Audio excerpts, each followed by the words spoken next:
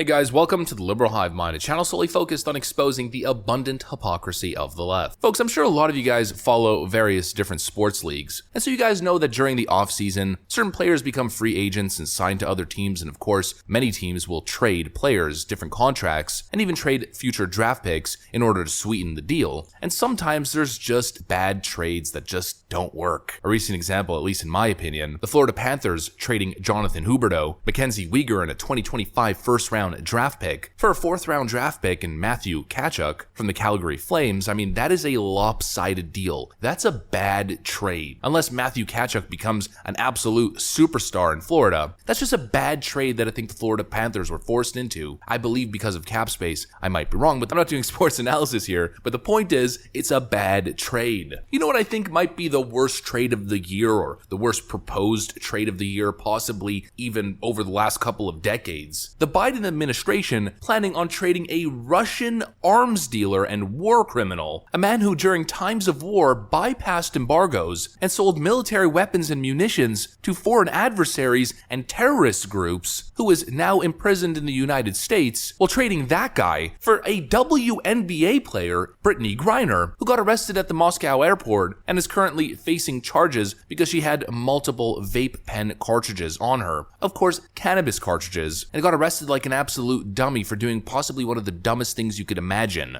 bringing illegal substances into a communist dictator state. This has to be up there as one of the dumbest things I've seen from this administration. There's some stuff that we got to talk about here, folks, so let's roll the tape. Alright friends, take a look at this. Biden's next big blunder, springing quote, merchant of death Victor Bout to bring home 2 Americans from Russia. President Joe Biden is bucking yet again to add to his ever-growing list of blunders. He now reportedly wants to trade, quote, merchant of death arms dealer Victor Bout for 2 Russian-held U.S. hostages, Brittany Griner and Paul Whelan. Big mistake, yes, get Griner and Whelan home, but not this way. For starters, neither of them is accused of anything even remotely as horrific as Bout, who's serving 25 years for arms trafficking and conspiring to kill Americans. Douglas Farah, who's written about Bout, says he supplied weapons to the most vicious warlords in the world, enabled murderous groups to kidnap and train thousands of child soldiers, and to use very bad tactics, we're not going to say those words. He also helped the Taliban take power in Afghanistan. I mean, talk about a massive L. First, Joe Biden leads the fall of Afghanistan, the fall of Kabul, leaving $80 billion of American weaponry and munitions in Afghanistan, donating these weapons to the Taliban, and now he's planning on releasing a notorious Russian arms dealer who helped arm the Taliban in the first place. Talk about things coming full circle, absolutely absurd. But let's continue on. There are no words to describe the human toll of Bout's activities on thousands of people. By contrast, Russia accuses Griner of possessing cannabis and vape cartridges, for which she faces a 10-year sentence. And though it says Whelan, a former Marine, was spying, US officials fiercely deny it. And so I have an issue with the framing here. If we go back to the start of the article, they claim that Biden reportedly wants to trade merchant of death arms dealer Victor Bout for 2 Russian-held US hostages. Now the question is Brittany Griner really a hostage? I'll let you think for a second. Well, the answer is unequivocally no, she is not. Brittany Griner is just not very smart. Brittany Griner apparently doesn't appreciate her freedom very much. First off, by criticizing the most free country on earth, which she lives in, the United States, as being some sort of fascist hellscape for minority people, I guess, or I don't know, something along those lines. And clearly, she doesn't prioritize or respect her freedom very much by putting her freedom in such a compromised position through her absolutely idiotic actions. Brittany Griner is not a hostage. Brittany Griner broke the law in Russia and got arrested. She tried to smuggle illicit substances through Russian customs. And again, I'm going to have a million people in the comment section. What are you saying, that somebody should be arrested for such a benign substance such as cannabis? No. How many times do I have to go on the record unequivocally stating my personal view that cannabis is in fact a benign substance? I used it chronically in my younger years, and that I do believe it should absolutely be legal or at minimum decriminalized, but really I believe that it should be legalized. That's not what I'm saying. What I'm saying is that you have to be a real dummy to go to a place like Dubai or Russia or China or the Philippines carrying illegal substances and trying to get them through customs. And again, with Brittany Griner, we're not talking about a single vape cartridge. Based on the information that we have, she apparently brought multiple of them, not only putting herself in the position to be arrested on a possessions charge, but now a trafficking charge in Russia. You're not a hostage. If that makes Brittany Griner a hostage, then every single person ever arrested in the United States trying to bring illegal substances through United States customs, by that definition, is apparently a US hostage. You don't exactly see foreign nations trying to offer up trades of American criminals imprisoned in foreign countries to get those people released from the United States prison system because the terrible, evil, fascist United States federal government is keeping them as hostages. No, it's absolutely idiotic. It makes no sense. And to make matters even worse, just the optics of it all. After Joe Biden gets absolutely slammed by the Saudis,